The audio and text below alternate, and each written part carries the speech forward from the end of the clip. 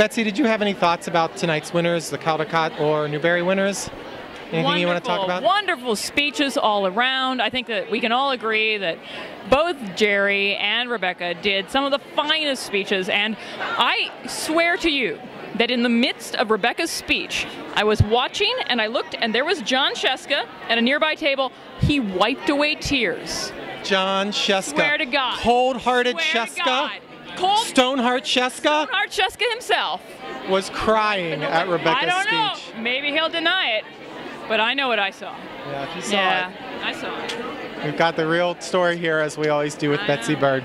And I loved When You Reach Me. I'm a huge Madeline L'Engle fan, and see it reinterpreted in that way. It was just, and to hear Rebecca Stead talk about it was just amazing. Yeah. I grew up at about the same time the book was set, so I remember the $20,000 pyramid and all that sort of stuff, and it was wonderful. But for me, Madeline L'Engle was a really pivotal author, and A Wrinkle in Time was, just one of my favorite all-time books. So for her to take that and make it her own and open up the story was just phenomenal. So I'm a huge fan. I'm very excited. Question about tonight's Caldecott winner. I want to know if you have any thoughts about The Lion and the Mouse, or Jerry Pinkney. Isn't it a silent book? I think I shouldn't say anything about it, because the best tribute that you can give it to it is really no words. It is a great book, beautiful, beautiful book. Nothing else. Nothing else to say. A moment of silence for The Lion and the Mouse. Yes. Okay, thank you. Fabulous. Did you have a particular favorite? Well, I loved Grace Lynn's book because I read it aloud, and I think it's a great read aloud, and so I love that book. It's just Where the Mountain Meets. But all of them, fabulous books. Yeah. And then the Schneider Award with Marcello in the Real World, Francisco Stork's book, that was another one of my favorites. So do you have any advice that you could maybe give to other award winners?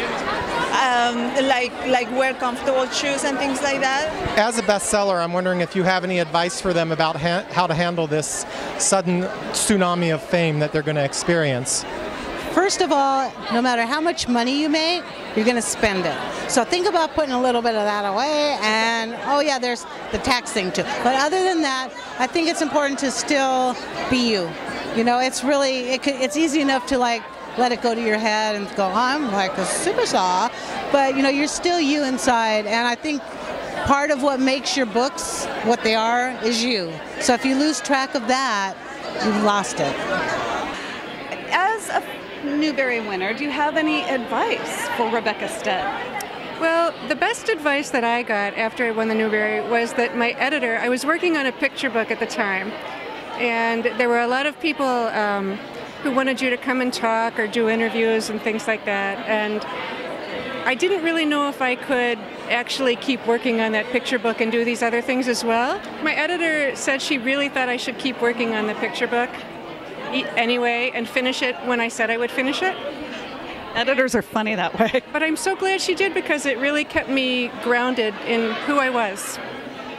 And that way I didn't get caught up in all those other things. And I was so your advice to Rebecca would be stay grounded, keep working, keep doing. Have any advice to give them? Don't Google yourself. Because the one person who hated your book more than life itself is going to be the first thing that pops up. So just disconnect from the internet, hang out with your friends and your family, and go to a quiet place to write. So you don't advise finding that one person, getting their address, tracking them down, and telling them how wrong they are? Life is very short. Don't put your energy there. Just have a good time.